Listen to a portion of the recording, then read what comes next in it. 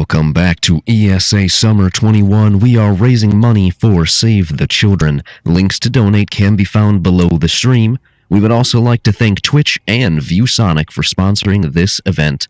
Now, it's time for the Scruffington running Devil May Cry 5 Special Edition new game Human Nero Dante V on PlayStation 5. Let's rock, baby! All right, thanks. So, hello everyone. My name is TheScruffington. You can also call me Scruff or Scruffy. And tonight I'll be running some Devil May Cry 5 Special Edition. So, for tonight's commentary team, I want to do something a little special since we have all three of us who have run this game at ESA Summer. So, first up, he ran this game at ESA Summer 2019, Froob. Yep, that's correct. I'm Froob. I last ran this game around about that time as well. Now I Speedrun Yakuza. That's about it. Mm-hmm. And also joining us on commentary, he ran this game at ESA Summer 2020, DE Cosmic. My name is DE Cosmic, and I am a Devil May Cry series speedrunner. And I still run this game. Mm-hmm. All right, so if we're all ready to get started, I'll count us down, and then on Devil May Cry, we'll start the timer. So 3, 2, 1, Devil May Cry. So to start us off, I'll talk a little bit about the plot, just in case you haven't played Devil May Cry 5 before, or maybe it's been a while and you forgot the main story beats. So essentially, the story of Devil May Cry 5 revolves around three characters, Nero, Dante, and V. The three of them all set out to take down the Demon King Urizen, who is essentially draining power from the citizens of Redgrave City. And so here in the prologue, we are essentially playing as Nero, and we're working our way up to the first fight against Urizen, and it is the first fight of many. So I'm going to throw it over to Cosmic here, so he can explain a little bit about Nero and some of the mechanics that are unique to Nero in this game. Yeah, so Nero, he only has one arm right now. We'll get into that in a second, but he has his sword that has a motorcycle engine in it. It's called the Red Queen. And you can manually rev this sword in order to power up your attacks, but you can also instantly rev it using a mechanic called Exceed.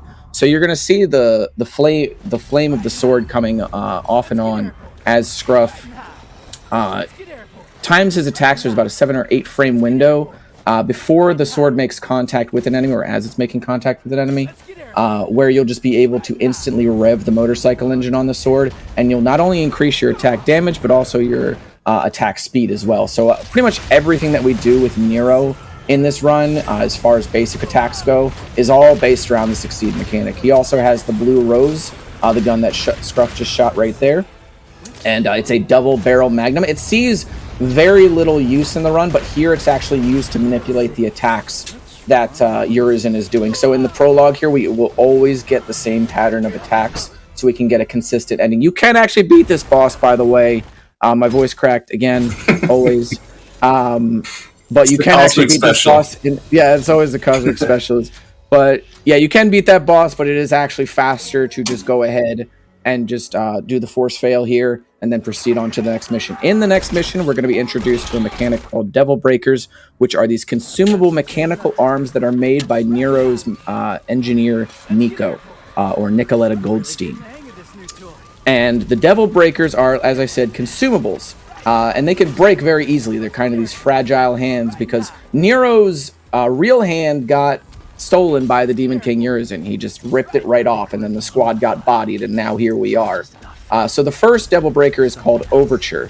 And the powered-up version of the attack that we're going to be using from Overture is I don't actually remember what it's called, but it's a bomb that you can plant onto these enemies. So Scruff's going to be planting 3 bombs onto the boss here, and then he's going to be able to pretty much instantly kill it in terms of just by manually detonating them. That was really close. Okay. Yeah, I kind of scuffed that a little bit. It's fine. It's all good. We got through. So, we got through there without taking damage by the skin of our teeth, but we still made it. And it's really important that Scruff didn't take damage here because we get a no damage bonus to these red orbs that we have, and that's what makes 6664. That's nice. So, we get a bonus to the red orb economy in this game. That's what we're going to be purchasing everything with. And the no damage bonuses there are going to be multiplying the style gauge bonus that we get. You saw like the DCBAS that was on the right side of the screen filling up there.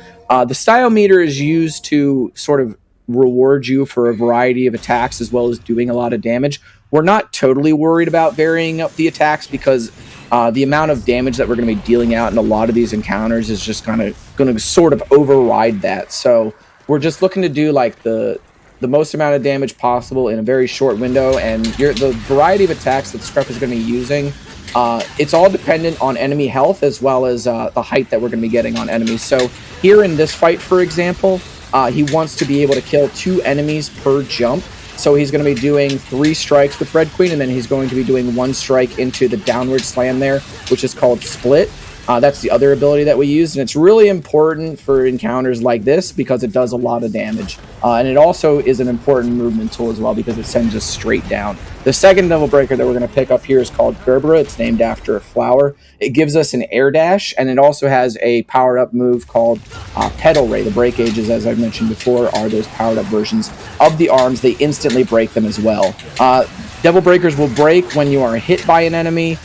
You break it with a break age, or you can manually detonate them just to sort of, just, I don't want this, let me just get rid of it. So the Canas here as well, the Hell Canas, they are also known as the Prides from DMC3. Scruff made short work of them, fortunately, but there's a lot of enemies returning from past DMC games, as well as some new enemies that we're going to be seeing. Those guys, fortunately, nothing doing, we can just move on from them. We also have the Nidhogg hatchlings here. I know I'm throwing a lot of stuff at y'all. Bear with me.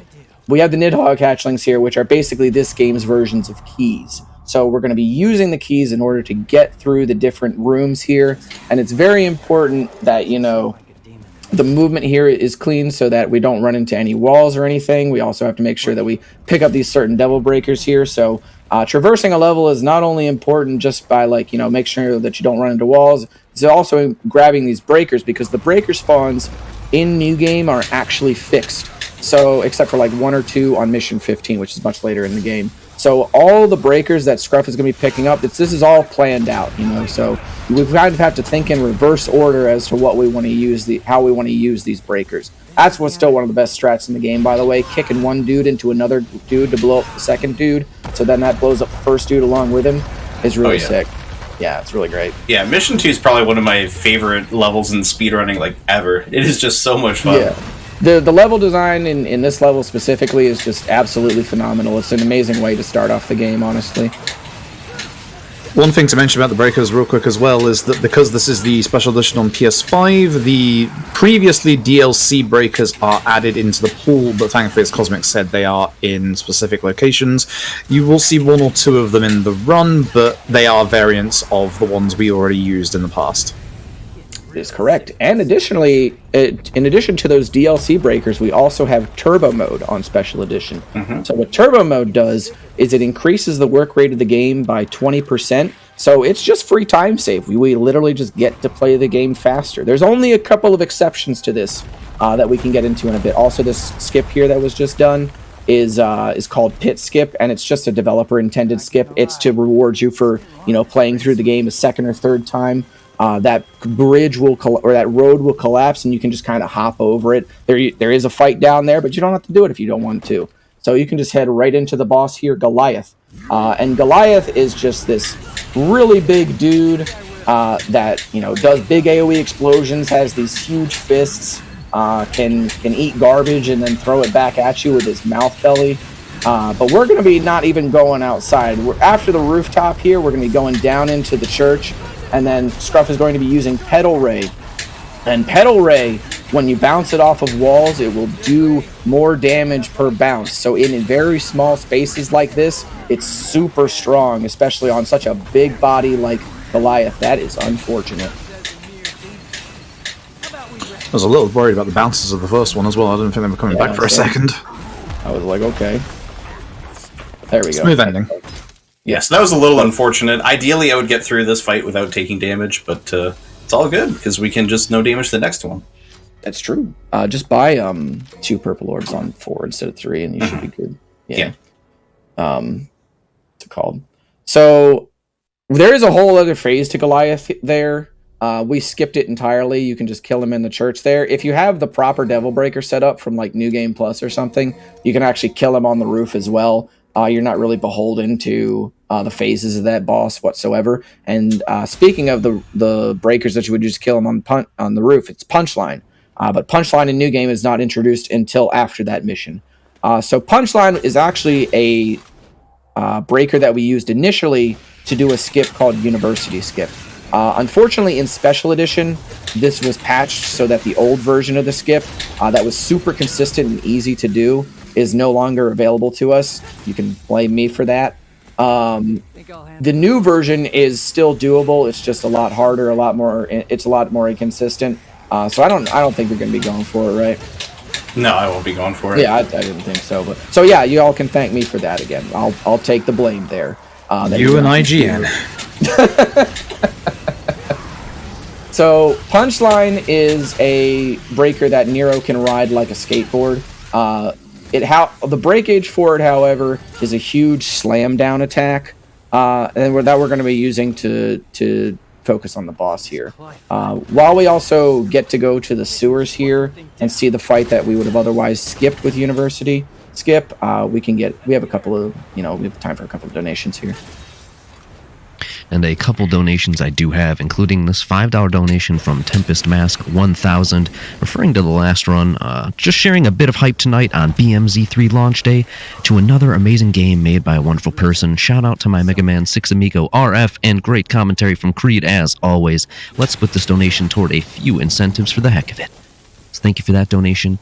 And we're getting into the DMC donations here. There's a $50 donation from Rage Cage saying, really looking forward to the DMC 5 run by the homie Scruffington. Shoutouts to Scruff and the whole Devil May Cry community. Hey, big shoutouts to Rage Cage.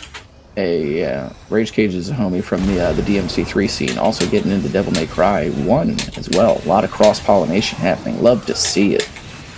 So Scruff there, you saw, just blew up a barrel in order to take out a couple of enemies. Ideally, he would have been able to catch all three with the explosion there, because that AoE on that barrel is really generous. Really generous. So the next enemy here is a returning enemy from Devil May Cry 1. Fortunately, in this game, they're a lot easier to deal with than in the Devil May Cry 1 speedrun. So what Scruff is going to be doing is he's going to be pulling them to him, and he's going to be parrying their attack with his sword, and then that will put them in a vulnerable state where if you hit the scissors when their swords are gleaming, you'll be able to put them in a vulnerable state where their face glows red or bleeds red or whatever, and then you can just do any attack that you want and they'll die instantly. Really, really nice consistent cycle, really stylish as well too, so pretty sick. The boss here, Artemis.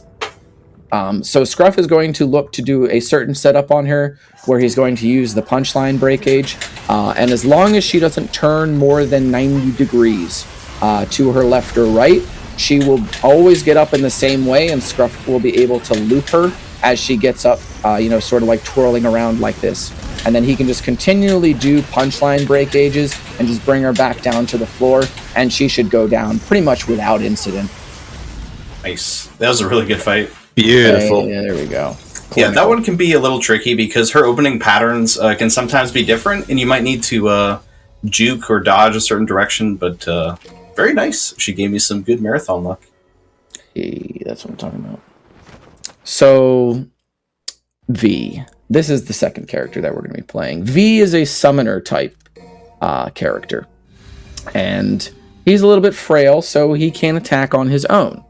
The only thing that he can do is actually finish the enemies for his summons. He has 3 summons. He has Shadow the cat, Griffin the griffin, or the bird, and Nightmare the golem. And all of these pets, or these summons, Griffin says that they can't kill other demons. That's why V has to finish them off. That's the, the little, I guess when they glow light purple, that's what happened in there. So, however, the actual explanation in the lore, I'm going to throw the manga references here, is that all these summons are nightmares, and they can only inflict nightmares onto anybody. So they can't actually kill anybody because they're not totally there. They're not corporal forms, I guess. So because of that, thanks to Visions of V, the manga written by Tomio Ogata, we can confirm a better explanation rather than simply demons can't kill demons, which I frankly like quite a lot more than just demons can't kill demons. Also, you just saw in that last bit, Scruff went into the corner in the middle of a fight and kind of jumped over it with the elevation from, obviously, Griffin. There's a small little bit of, like, hitbox there that as long as you can just hit it, and it's quite easy to hit, then you can just skip that fight and just go straight into the next bit. Yeah, it's definitely a weird-looking skip because you just kind of dangle V's sandals, like, into the right spot of the fence, and he just gets through it. It's one of the more unique skips of this run, for sure. It's like the flip-flop is hanging slightly off his foot, and then all of a sudden you're like inside the cutscene trigger, and then you just go through it. So we have time for a couple of donations here as well, because this is just sort of kind of a filler fight. Alrighty, then I have a $50 donation here from Captain Yami. No comment, but thank you for that $50. And then there's a $25 donation here from Blue Circles that says, always here for DMC speedruns and charity. Good luck and have fun. You get one more in. Then I have $25 here from Smash Villain, who says, the boys are back in town. Much love to my favorite devil hunters. Y'all are worth missing out on much needed sleep for. Proud of you, Scruff. Oh yeah, much love, Brett. Yeah, much love to Smash Villain, the homie, who has been supporting Scruff and I for years. Always much love to him. Okay, so this next boss that's coming up here is called Nidhogg. And Nidhogg works very similarly to DMC3's Cerberus. So this fight is really good for V in general, just because it sort of outlines V's general game plan for you, that you have to stun 3 heads that Nidhogg has, which are like these tentacle forms.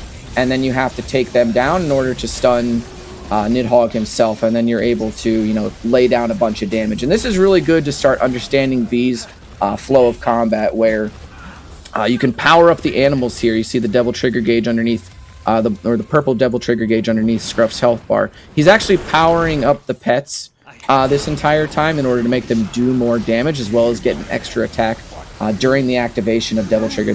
Right there is Nightmare, the golem. He just kind of enters with a punch there, doing a ton of damage as well. There's Nightmare's attacks that he does are kind of RNG, kind of not. So you kind of have to pray a little bit that he's going to be a good boy and then just give you a lot of damage straight off jump. But he played very nice for Scruff during this run, so he was pretty good. So he allowed us to kill those pretty quickly. And Scruff laid down a bunch of damage there. And so yeah, like I said, this fight really follows like the general flow of V's combat, where it's like you kind of soften people up with Griffin and Shadow. You read the book a little bit that will refill the devil trigger gauge when Nightmare's not out. You can use Nightmare for these big AoE burst attacks, like the meteor that just came in there, and then you can just use V to clean up, kind of hang around, do the thing, and then you're pretty much good to go. Very nice. Very good, yeah. Yeah, I even got the no damage here too, so that's going to make up for mission 2. Absolutely. That fight used to cause us so many problems in the past. Oh, yeah. There is actually like a strat on this fight where you use the game's auto mode to make it like 15 or 20 seconds faster, because in that mode, Griffin can actually do those lightning bolts without being in Devil Trigger, and it makes the pet's AI a little bit more consistent. But it's by no means something that you like have to do. And really good adaptation as well by Scruff, because not only getting the no damage, but not using auto mode there, because he was already at a orb deficit, not no damaging mission 2, so he's totally corrected in terms of his orb route right now. So that's something that this game really rewards, is like you can really easily crank out no resets of this game as long as you understand the orb routing. Also, this is called Skewer Skip. So we bought a move for Shadow called Skewer that turns its head into a spike. And basically, you can stand on this spike. And as long as you're in contact with the spike but not able to stand on it, the game will push you forward along it. And this is especially apparent at high frame rates. So right now, Scruff is using the high frame rate mode of DMC5 Special Edition on PS5 to make this a little bit easier. And so the game will push you through walls if you're in like this air taunt that he's doing, and then it wants to just push him through. So this is a very, very precise and finicky little trick to pull off, but it literally does skip like the vast majority of the level, so it's always worth going for. But it's kind of hard to like line Shadow up perfectly anyway. And then as you saw there, Scruff unfortunately got like stuck in the wall as well. Like you have to get it all the way through, and this trick itself is just very, very tricky. It's probably the hardest trick in the run, I guess. Yeah, I would say that's pretty accurate. Outside of like maybe New Uni skip, but I don't really count that because we don't really use it in runs. Yeah, right now. no one really goes for it. Yeah. Yeah, that was definitely unfortunate because ideally you would. So the way I do the setup is I try to skewer myself right around here, because if you skewer towards the corner, then V can just sometimes kind of get stuck. Yeah, so this is what's supposed to happen right here. There we go. Very nice. Just so running along the outside here, but again, you can still mess this up even with this bit. So just give you time to concentrate. Yep. Very nice. Hey, there we go. Nice, excellent. Yeah, so this is the optimal version of the Mission 5 skip here.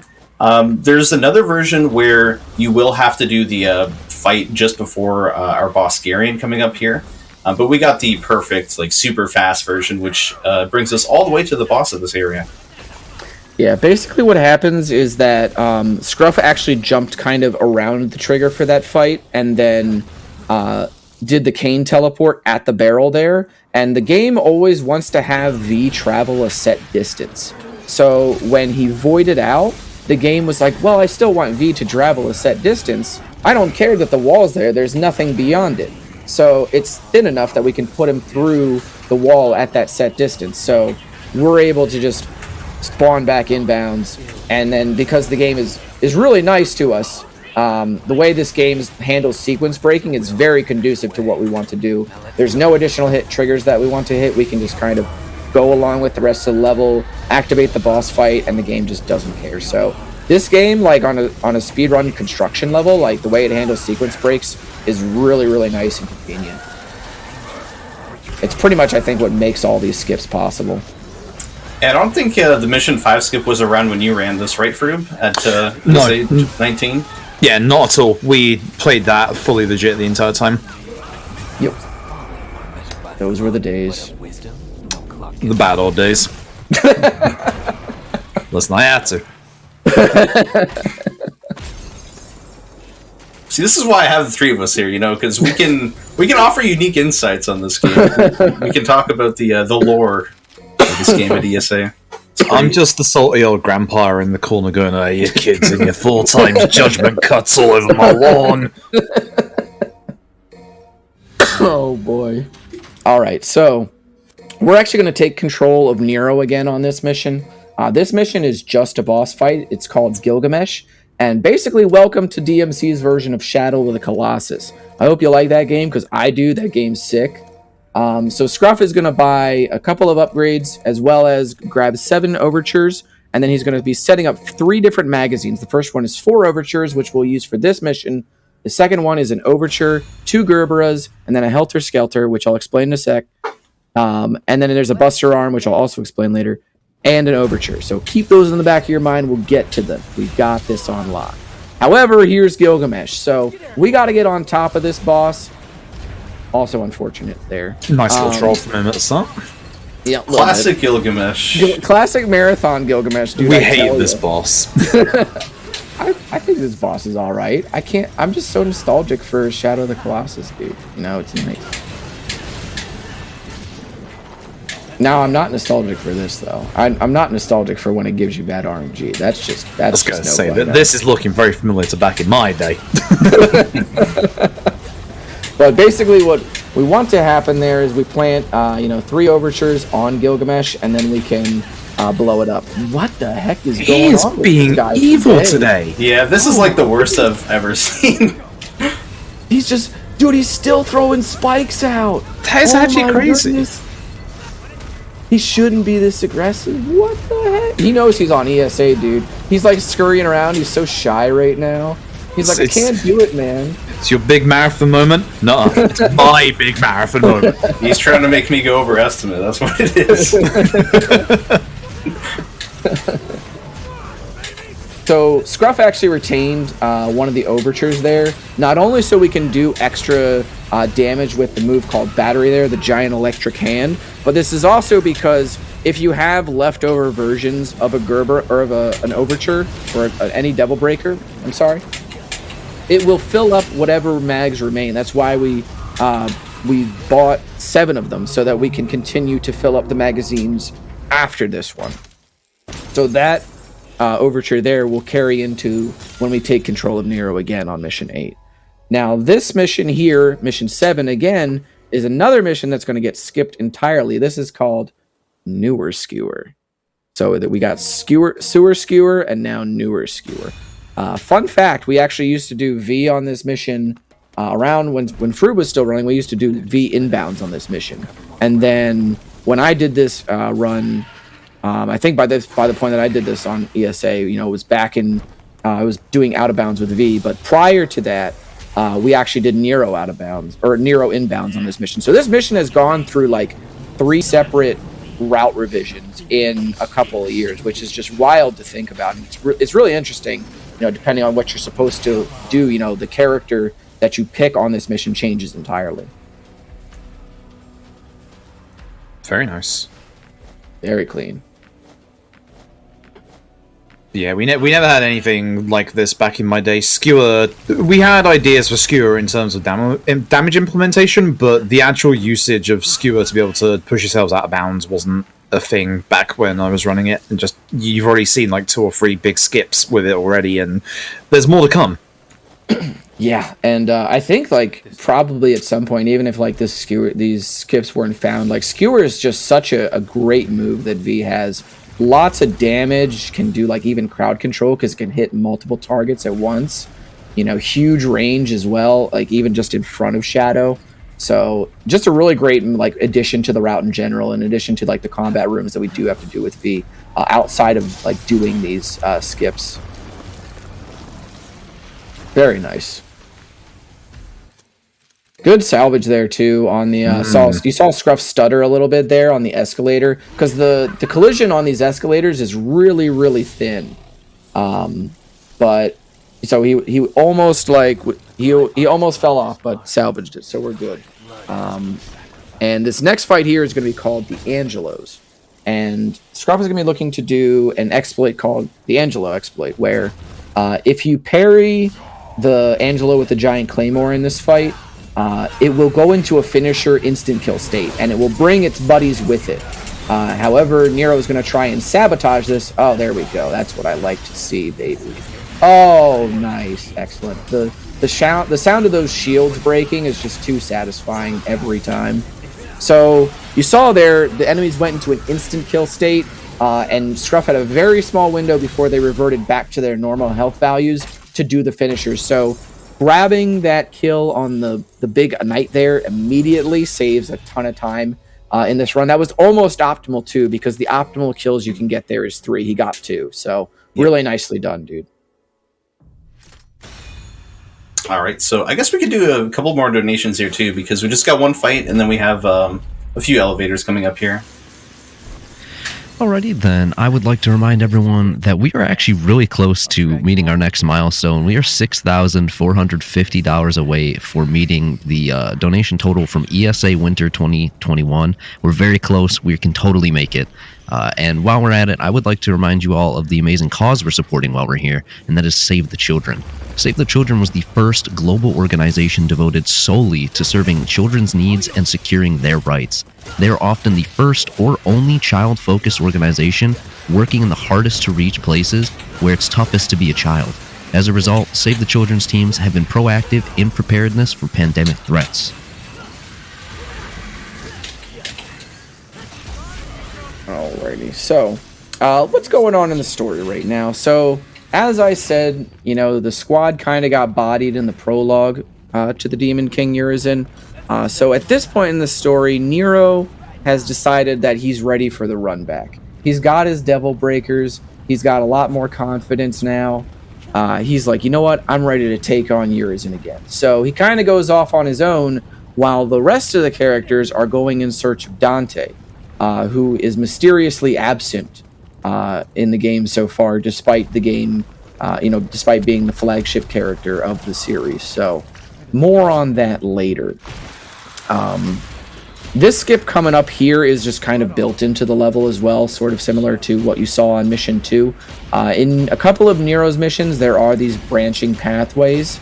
And the developers, again, they want to reward you for replaying the game. They want you to explore more of the levels than just going in a straight line. So you can actually just jump right over this pit here and totally avoid like an entire fight there. No enemies even appear. I've even seen some people do this thing casually. They just kind of jump over the pit and then there they are. But you can drop down into that pit and there is another fight there, I assure you. So these enemies here, they're called the Baphomets, and they have a shield on them that actually protects them from projectiles. So what Scruff is going to be doing is using Petal Ray to kind of soften up this Baphomet before its projectile shield spawns. And then he's going to be taking out the rest of the enemies in the room while the Petal Ray bounces around. And that's actually just a free kind of Gerber that we get during this mission. We only need 2 of them for the boss fight. So we kind of just can pick up that one there and then just spend it in the room. It's really like the only good option just because of how open some of these rooms are. But with the enemy layout there, it's actually pretty good. There's another pit skip there, just kind of jumping over the fight. Scruff has decided to continue the marathon tradition of Devil May Cry 5 as well by grabbing that blue orb fragment there. Hey. Yes, I did that on purpose because both of you told me you did it. So excuse me, I skipped it. Thank you very much. I skipped it. Yeah, thank you very much. Oh, I meant to pick it up, but I missed. Well, this is awkward. You can't keep up with this, Grandpa. Fair enough. Okay, well played. This is also a good thing about Punchline here, by the way, is that this Punchline that Scruff picked up is actually specific to this, like, on just being on human. So there's actually additional breaker spawns on human. That Punchline doesn't appear in this level otherwise. So we can do a couple of extra strats like that. It can actually just blow through the Baphomet's projectile shield immediately, and we can just use it to take them down really quickly. We also have we have a little bit of time for like 1 or 2 donations here before we get into the boss fight. Then I would like to remind everybody of the amazing prizes that they can get for donating, including the PlayStation 5 disc version plus Ratchet & Clank Rift Apart. That's only a minimum donation of $50 cumulative. You donate $25 earlier in the week, you can donate $25 now and you're entered. So it's only $50, and you too can start speedrunning Devil May Cry 5 Special Edition. You too can join the squad that we have on commentary today. Oh yeah, I would definitely recommend picking this up if you do manage to get your hands on a mythical PS5. Yeah, dude. So that console doesn't exist, man. You will join the ranks of only 8 of us who own a PS5. All right, so fresh into the run back here, Scruff is going to be planting some Petal Rays on Urizen's crystal here. We actually have to go through the first phase of this fight. We can't just force fail the first phase. We are required to beat the first one, and then we have to go into the second one and then lose there. Because again, this is one of those optional boss fights. We're going to use Helter Skelter here, and this crystal actually takes damage based on hits, so Helter Skelter will do the most damage to it there. That's why you also see him doing the spins in the air as well. Fun fact too, the more damage that you do to the crystal, the more damage Urizen will do to you. So it is actually most optimal, and you get killed in 2 hits here if you do around half health to the crystal there, as opposed to what we used to do before, which was just kind of stand there and let Urizen, just fire away at us, and he would not do a lot of damage. So free time save. All right, so this skip here on mission 9, you have to do 1 fight, and then you have to do a very sketchy skip to the last fight of the mission. sort of like how the other skips have worked on missions 5 and mission 7. This is called Newest Skewer. So we have Sewer Skewer, Newer Skewer, and Newest Skewer. And this is something that wasn't in my run. I don't know if it was in your one, Cosmic. This is actually new to this ESA. So this was only discovered within the last, I want to say... It might have been February or something. I can't remember. Yeah. It's very recent. Yeah, it's incredibly recent, yeah. So this is the first time that y'all will be getting to see it. It's a really massive skip. It saves probably about 3 minutes. Yeah, if you remember before, me and Cosmic would take a left coming up here and then try and jump over a fight, but you're about to see what happens now. Yeah, so we'll just let him concentrate here, because this can go south pretty quick.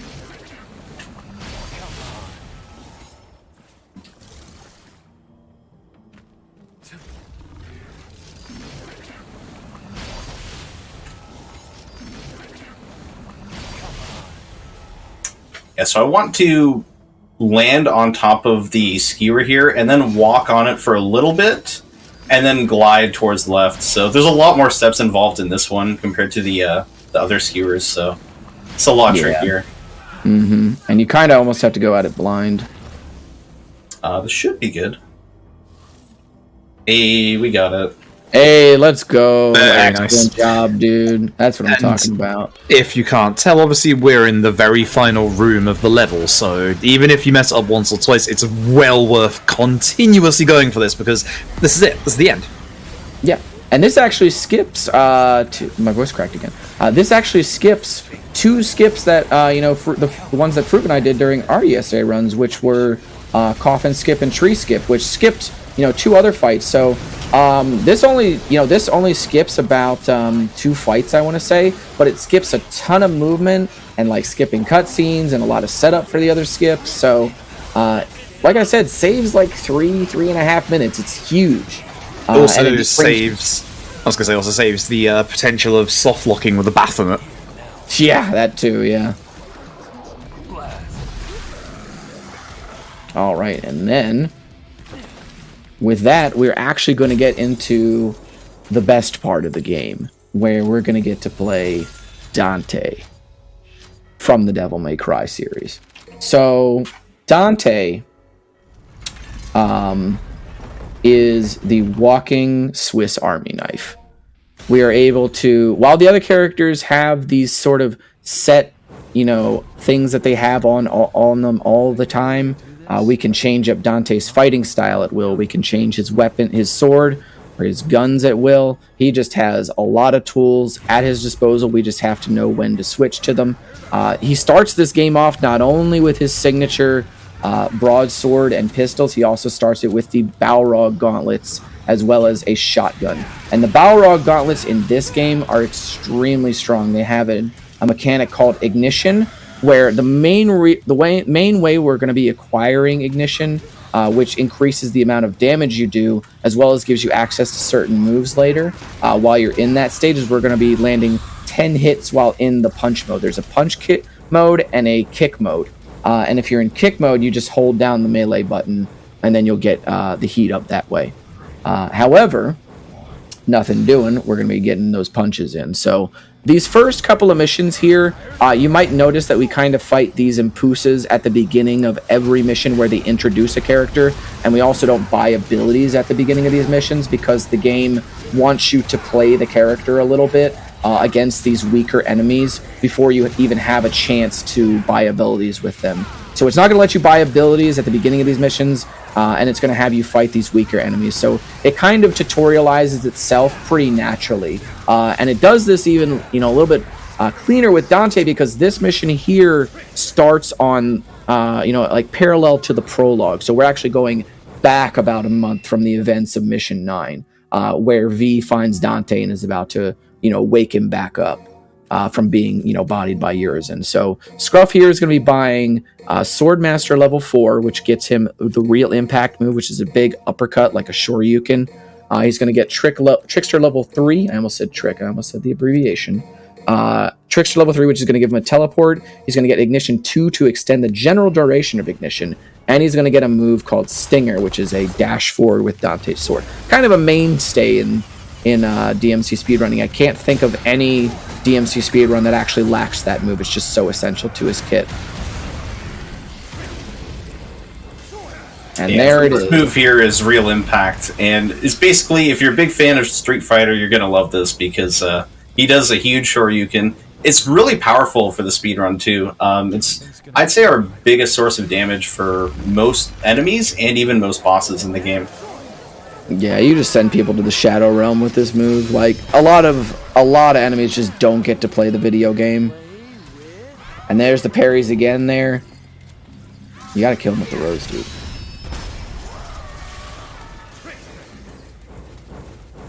Or the shotgun works too.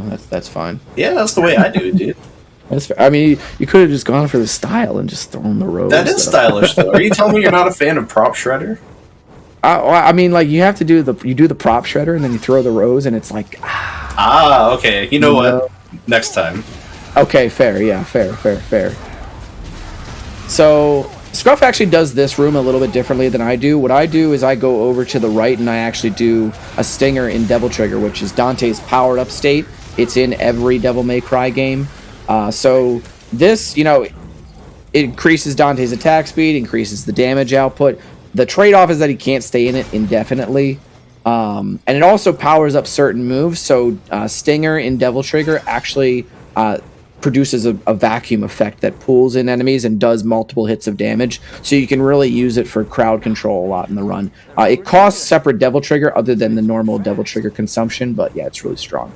Also, there's nothing happening here because Scruff it activated that secret encounter, and then he went down this hallway where an encounter normally happens, but because of the way the game prioritizes the secret encounter over the regular encounter does not spawn at all.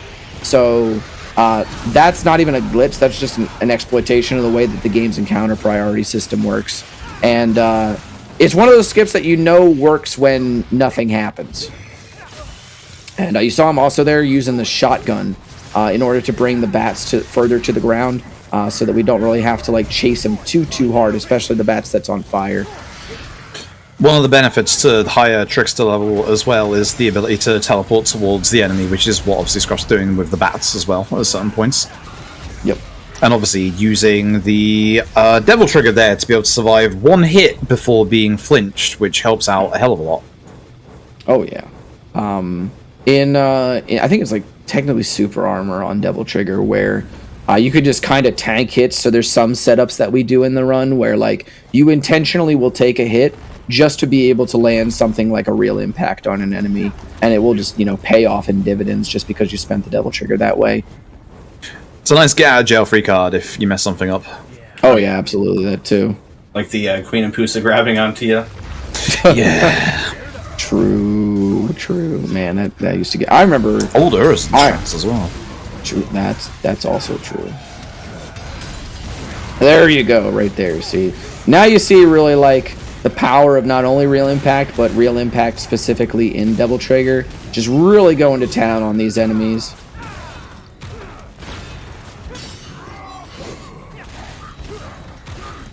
This guy, however, these Proto-Angelos, if you don't take them out really quickly, they'll go into a powered up version where they get more defense and they just get so much harder to kill. It's obnoxious. They play pretty hard to get.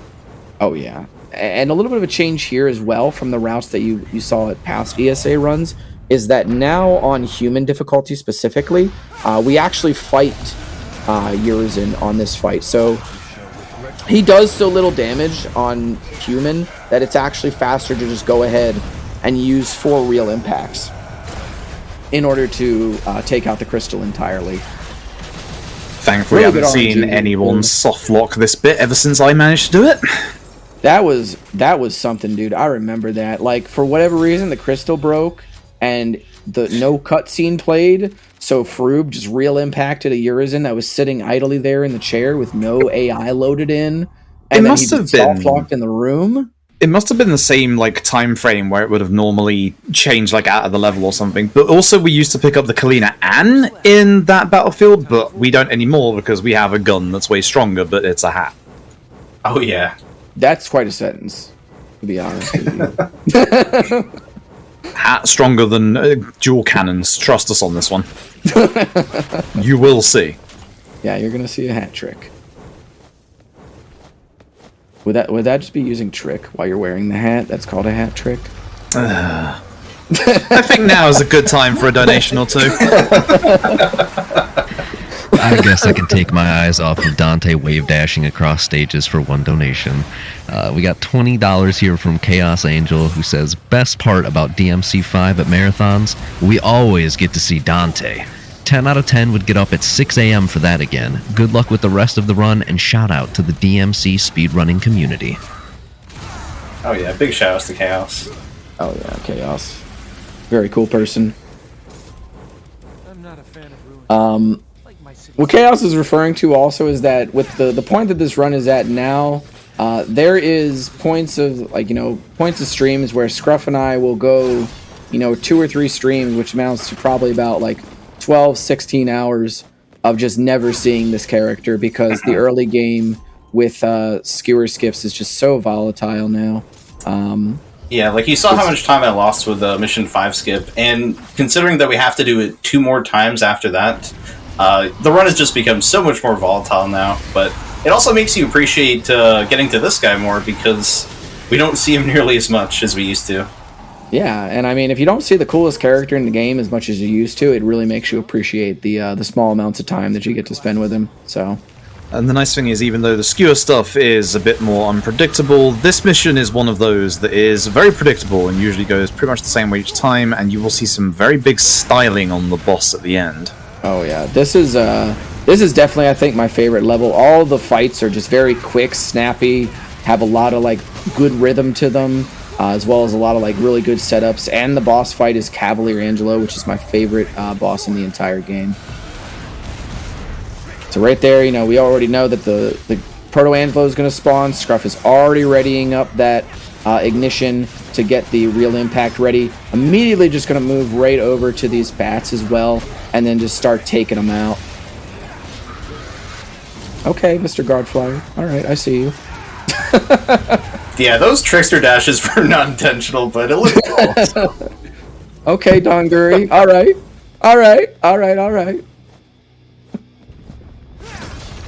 So, this fight right here is going to make use of Dante's style called Royal Guard. And Royal Guard allows you to guard and parry anything in the entire game. So we're going to guard about 7 of Cavalier and Angelo's attacks. And that's going to build up a meter called the Revenge meter. So we're going to actually throw some of that damage back at him in order to break his shield and then loop him into a couple of real impacts to kill him.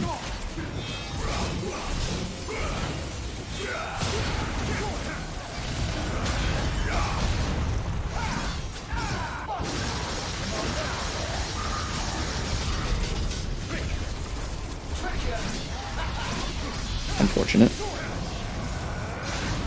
Spacing on this is a little bit finicky, by the way, so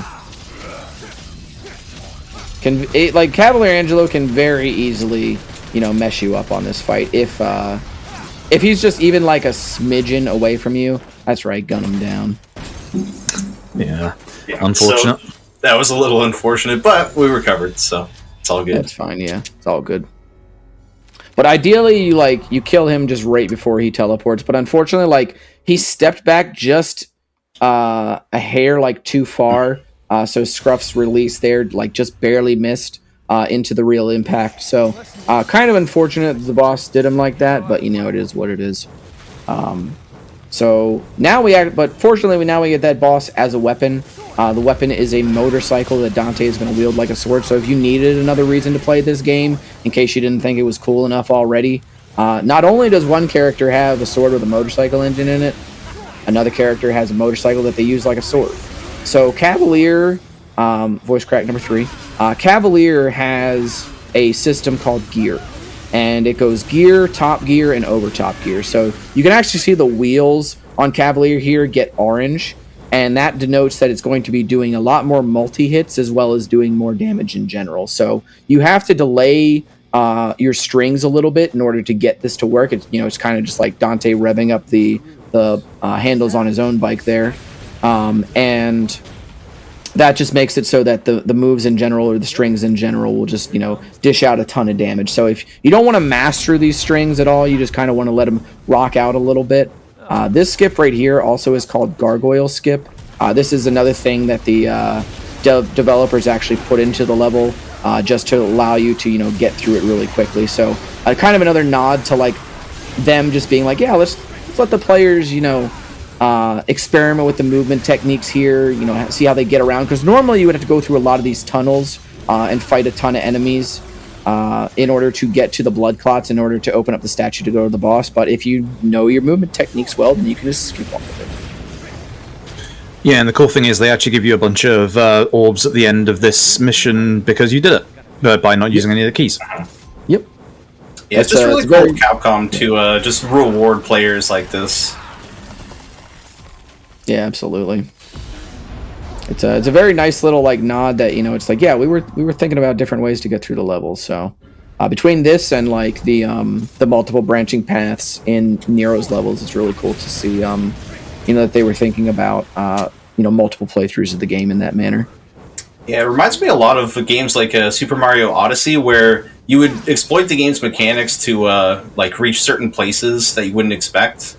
And the developers actually, of that game at least, they would hide like little coins in certain places. So it's almost like an Easter egg that Capcom has left for us here. And it's just super cool. Oh yeah, absolutely. So now that Dante has said that it's been a while since he used his brain this much, because he's been sleeping for like a month, I feel him on that. We're going to head into another fight against Urizen, where Dante is going to acquire his own sword called the Devil Sword Dante. And it's going to also give him a form called Sin Devil Trigger. And Sin Devil Trigger is basically his Super Saiyan God form, or his Super Saiyan 3 as well.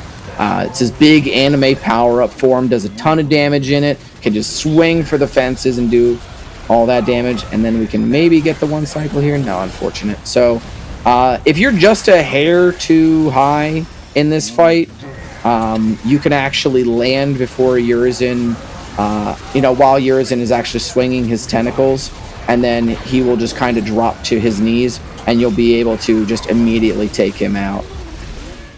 So there's the tentacle swing that we were looking for earlier. Unfortunately, he was also not nice to Scruff, so Scruff had to do a couple extra steps, but nothing doing. We're on our way. Mm-hmm. And that is the first Urizen fight that you are actually forced to win in the game. We've fought him 4 times now. That's the first time that we're supposed to win. All right, so mission 13 here. This is actually a point in the story where all of the characters, are all kind of together in the same area for like the first time in the game. So you can actually pick any of the characters to play as on this mission. Dante actually sees a lot of play on this mission at the higher difficulties, not only because of the weapon that he just got, which is the Faust Hat, but on the Devil Hunter and Legendary Dark Knight routes. I actually use Dante, and Scruff still uses Nero. I think you still use on both Devil Hunter and Legendary Dark Knight. I've started using Dante now. I've gotten onto the meta. Okay, fair enough. Yeah. So, Dante actually sees play on the higher difficulties here, just because of the tools that he has available to do like a lot more sustained damage, whereas Nero's burst damage is really, really strong here on human. And so we actually equip our Buster Arm here. And Buster Arm resembles the Devil Bringer that he had in DMC4, if you've played that game.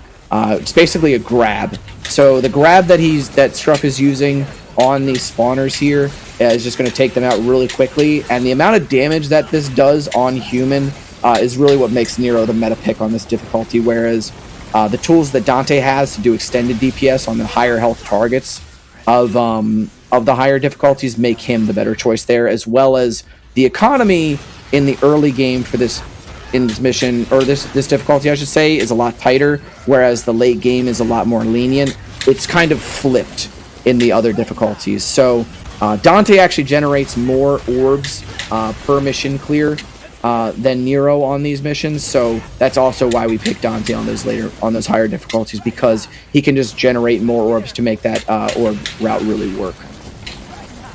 I also have time for a couple of nations here too. I've been talking for a very long time. That's fair. I'll give you a few moments here to catch your breath. I'll remind everyone of some of the amazing donation incentives and bid wars we have going, including this blindfold choice for the Super Smash Bros. Melee Adventure mode run. I'm sure even Dante would agree that fashion is very important. Fashion is the end game of every game, so picking the right blindfold is very important to the speed tech. Your options would be Black Penguin, Brown Bear, White Cat, or White Seal. Currently, the front runner is Black Penguin at 135, Brown Bear is just at 100, a little bit behind that, $94 with White Cat. I'm okay with Penguin, but I think I'd like the Cat to win. It's just a personal thing, you know, cats are pretty good, so if anyone wants to agree with me and push that one to the top, I'd sincerely appreciate all of you. If that bandana doesn't win, dude, it's going to be a catastrophe. So, speaking of cats, Shadow actually turns into a kitty scooter here, and then this is like a little walking section here. This is DMC5's Ode to the Last of Us series, where we have to walk for about 15 seconds, and V at this point loses all of his summons. So we have to pick them up, you know, one by one, and we have to fight these bosses that we've already fought before. This is sort of an ode to the classic boss rush that's in every DMC after 3, or every mainline DMC after 3, I should say. So the order that we're going to be grabbing the pets here is, first we're going to grab Shadow. And Shadows, again, Skewer just does a ton of damage to Artemis here. These are weaker versions of the bosses that we fought earlier too, so the damage that you're going to kind of see dishing out is because of that. It's not like if we just, you know, sort of threw V into those earlier missions, he would just decimate these bosses. No, since these are mirages that are created by a boss on the next mission, they're a little bit weaker than their corporal counterparts. Artemis is not being really nice here either. Ideally, she just kind of sits still and lets Shadow go to town. Shadow's also whiffing his one shot. Yeah, so you can see just how much damage Skewer does to Artemis here, but the only problem is you have to land it. And if she's moving around like this, it is so hard to land it. Oh, yeah. We actually used to use Griffin here for a long time until... yeah, that's the way that I did it. Yeah, I think it's the way that I did it too in my run. Well, no, actually, no, I'm thinking of a different run. I did it by the time that I had done this at ESA, like, we had moved on to like the whole Skewer meta and everything, so that was when we had started picking up Shadow there, was because now Shadow had this big, you know, burst damage, like one shot basically, in order to bring into that fight. So the consistent DPS or damage per second of Griffin got replaced by the very strong, you know, like 3-shot potential of Shadow. So it's a little bit riskier, but it is, you know, just much better to go for in general. And the order that we're actually fighting the bosses here, so Artemis, then Goliath, then Cavalier, is actually confirmed by the developers that this is the order that they intended for players to fight the bosses in. They wanted you to fight Griffin first, and then Goliath, and then go on they wanted you to fight Artemis first, then Goliath, then Cavalier, Angelo. Yeah, it's really cool that the intended way to do it also turns out to be the fastest way. Yep, absolutely. Yeah, by not having Nightmare for Goliath, you actually skip a big long cutscene.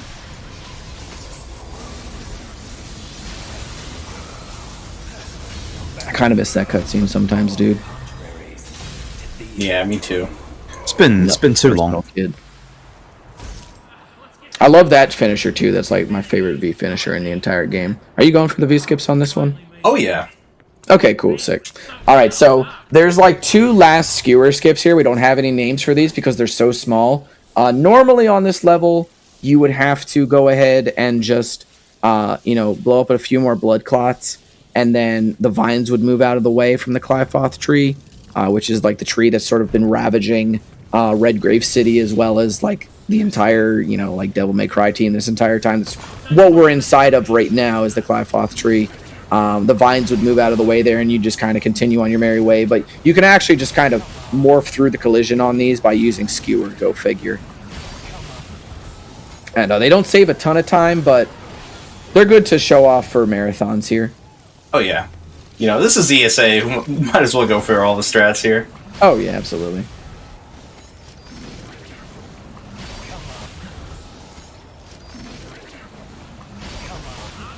So just got to get through this one. Yeah, sometimes these things are a little bit finicky. Sometimes it's like really easy to clip through.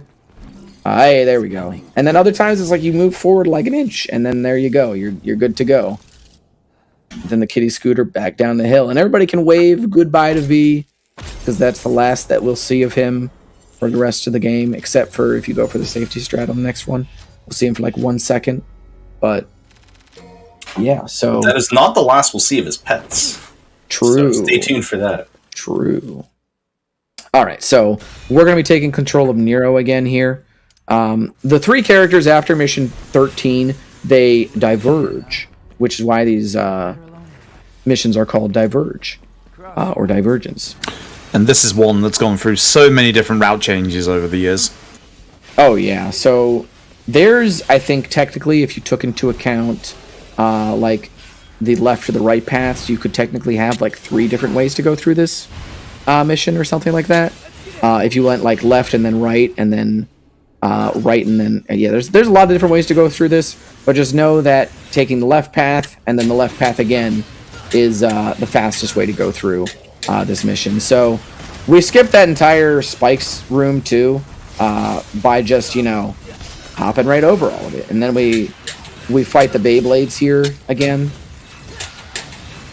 The Chaos. Chaos. I'm here to kill Chaos.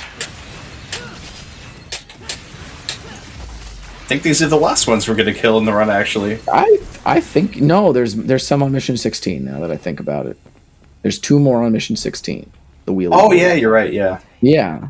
This is also the part of the run where we always like to meme about the defensive line of different sports teams. This started with the Cleveland Browns, but apparently their defense is good now, so I can't even... I don't know anything about sports, okay? Somebody else made this joke for me, and I've just kind of picked it up and ran with it, but now apparently their defense is good, so I can't even make that joke anymore. So just pick a sports team that you, I guess, don't like or something, and then you can just kind of plant that into the Knights there. You just kind of run through that entire defensive line. And they're just like, yeah, Nero, that's fine. You can go on ahead, dude. It's cool. And You're talking baseball, right? I was actually talking football. Damn. I think the Browns are football. Basketball was my second guess. Oh, that's fair, yeah. Yeah, man, when the pitcher fails to land a free throw in the end zone, you know, sports ball just... yeah. So Nero also dunks these guys with the Buster Arm. This is one of the reasons that we still use the Buster Arm on this mission, is just because it one-shots those guys, and it's also going to one-shot a lot of the enemy, or it's going to do a lot of damage to the enemies on the next fight as well. Typically, like, it's really good to have just for the Jujeka in this fight, which is the enemy with the big, like, wacky inflatable like arm tubes or whatever. As long as you launch him into the air, and then you can just do the finisher on him or the grab, and then he just is instantly taken out. You save a lot of time on these smaller enemies here too, just because you can just immediately dunk them or grab them, and then they're just immediately taken out. It also looks cool, and that's the most important thing in the speedrun. That is true too, yeah. Oh, yeah. Well, it basically simulates the Buster Arm from DMC4, right? So if you missed that one, Buster Arm's got you covered. Absolutely. So, heading into this fight, here, this is Malphus. And she is half chicken, half three-headed woman. Yeah, that. And the goal here is to actually go ahead and plant 3 overtures on her. So there's V. Okay, so that's the last we're going to see of V. And the reason that Scruff actually took a hit there is that if you've planted overtures on Malphus, and then that cutscene activates, all of the overture bombs will disappear. So he played a little bit safe there, which I definitely commend him for. I definitely like that decision here. Yeah, I respect it. This boss is horrific. Oh yeah, and then when it goes wrong, it can go very wrong. Oh yeah, absolutely. So definitely really good to opt into that during a marathon. That boss is one of those that's gone through quite a couple of changes as well. Like, we used to grab the head through the first portal it would make and, like, just drag it to the ground and get free hits that way. And Scruff obviously used Combo D there to do more damage because of the last hit, the delayed last hit. Yep. There's also, like, what's it called? There was, like, some strats that where we used to use the arm ragtime, where we would just kind of slow down time and then just, like, whack away at it to try and, like, you know, get its health down to whatever and stun it. But now it's just... I remember those strats. Yeah, those were cool, dude. I liked those. Get used to it. So earlier we were joking about using a hat as a weapon, and this is why. Because this is Dr. Faust here. And essentially you just launch orbs at enemies, and it does a ton of damage. It's high noon, baby. Even better than that, not only is it just a meteor summoning hat, it's also a machine gun. It's true. It is the literal money gun, because this weapon uses the economy to fuel its attacks. So not only is Dante the character that we dump the most into in terms of just raw ability buying, we also dump the most money into him because he has a weapon that operates on red orbs. So this is kind of what all of the stacking up of orbs that we've done has culminated to. It's just all getting ready to feed all of it into Faust. I thought you were going to give the behemoth a hat for a second, to be honest with you. Same. Kind of disappointed. I didn't trust his spawn there, otherwise I would have. Fair enough, yeah, fair enough. But this is also another mission that's gone through mass rerouting. We used to get a thing called the Luce for Sin Devil Trigger, which used to summon out all the lasers that you'd see, like, and then we just use those at like the most opportune times when the enemies would spawn in here, because obviously we wouldn't be using that much Faust, but Faust is just so much better. Like, look at this. Not that so precisely, that's unfortunate. Yeah, So ideally what happens here is the Fury is on screen for like 2 seconds, but I didn't kill Chaos quickly enough. So, I cursed you there, it's my bad, I'm sorry. That's all I did. But yeah, so ideally what happens there is you just nuke that Fury before it even does anything. So if that happens and you mess it up, you can just use Cavalier Angelo as a pretty good backup. Yeah, I use Balrog and Shotgun, so... Yeah, that works too.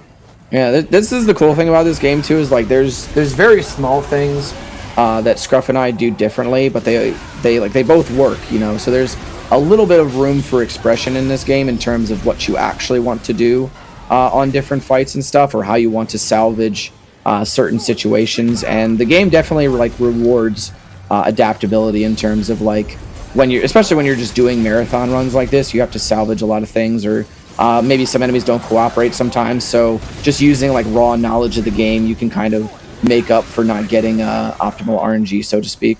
Mm-hmm. It's definitely one of the coolest things about running DMC, for me at least, is it allows you to just express yourself and come up with strategies that work for you, and makes it stand out for sure. Also, am I wrong?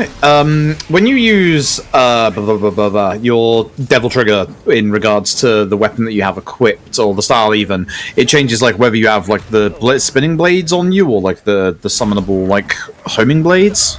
Am I wrong on that? Yeah. That's due to the Phantom Swords on Devil Sword Dante, so when you have like Devil Trigger activated, it has those floating around you, and those change accordingly with the style that he has equipped. This is Cerberus, by the way. This is an upgrade from DMC3 Cerberus. So now he's going to be just flying around this whole arena here. Not really flying, but pouncing around this whole arena here. So Scruff's going to go right into Sin Devil Trigger, whack away at it at the active head here, and then stun it. And he's going to be trying to get the real impacts here as well. Do a ton of damage. Very nice. That was really nice. Very and nice. drive on him, dude. Nice. Clean Cerberus. You can't pet the dog in this game, but you can do that.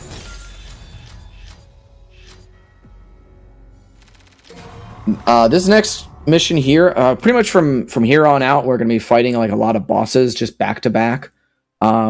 This is the last fight with Urizen. I like to call this fight Urizen Wireless because he's sort of shed all of the tentacles that he has on him, and he's acquired like his full power from the Clyphok fruit, and he does like a bunch of like kickboxing moves and stuff. Fortunately for us, when we get him down to certain health thresholds, he is always going to just kind of teleport away and then do these big AoE attacks that do absolutely no damage. So we can just keep forcing him to do this, and then Scruff can just kind of real impact him to death, and then he just goes down. You almost killed him there in 2 phases, which is optimal. And then you can just launch the money gun at him if you really want to. Still a very good fight. Oh yeah, absolutely clean. So now we are going to get to see V's pets again, because this mission is Dante versus Shadow, Griffin, and Nightmare. Oh, who's that guy with the katana, you might ask, that's molding? That's Dante's brother, Virgil. And V, spoilers, is the human half of Virgil. And Urizen is the demon half. Sort of think of it like Kingdom Hearts. V is the nobody, whereas Urizen is the heartless. And V actually fused back into Urizen at the end of Mission 17. And now they're Virgil again. So Virgil has deceived the DMC team, or the DMC squad, this entire game, and has regained his power back. And now he's ready to just, he says to Dante in the cutscene previously, heal your wounds, Dante, get strong. I want to fight you at full power. And Dante's like, man, forget that. So he just goes to fight Virgil at the top of the Qlipoth. And we got to use the hat here and the power of money to take down V's pets that are now guarding Virgil. It really says something too about them that remember again that they can't actually kill anything because they're nightmares. They can only give other things nightmares. So they're really just fighting a losing battle here, but they care enough about Virgil that they're gonna just kind of go out there to die anyway. And heading into the Nightmare boss fight here, Scruff is actually going to be looking to skip a phase, the second phase of Nightmare, where if you do enough damage to Nightmare within a set amount of time, you will be able to avoid the second phase entirely, where Nightmare would normally teleport away. And you would have to wait a bunch of time. You would have to kill Shadow and Griffin to force him to come out again, and it loses I think 30 seconds to a minute. And it's just not a nice time, so... Uh-oh. Yeah, there we go. I was worried about that skewer there. Yeah, I was a little knocked me over. Yep. Alright, so boss goes down, nothing doing. So now we're actually going to get to fight Virgil as Dante. Kind of. This is pure RNG coming up. Yeah, totally RNG, so this might take a couple of shots here. I'm just going to kind of let the boss fight speak for itself here once it works out. Again, just power of money is about to come in here. Hopefully you're all unexpecting a cool fight. Ooh, he tried it, He did. Very nice. A little bit... The Devil Trigger was a little bit late, so you weren't able to one-shot him, but... Oh, we're gonna swag with some royal, huh? Oh yeah, absolutely. Yep. This is pretty much the way that you fight the boss if you can't one-shot him like that. If you get a level 2, nice, yeah. So now down he goes. So normally you could just kind of one-shot that boss. Unfortunately, Scruff had to activate Devil Trigger early there in order to tank a hit so that he could just get off the level 3 within one try. And time's going to be coming up here, so Scruff, I'm just going to let you call for it. This is Nero fighting his father, Virgil. Spoilers. Virgil's his father.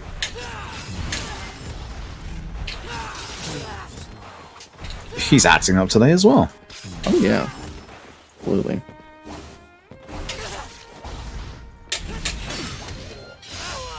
Okay, I'm going to reset checkpoint because I want to do this properly. This strat is really cool. Okay, cool. Dad just wants some attention, unfortunately. Went away for a good couple of years, stole his son's arm. No, usual. Ripped it straight off.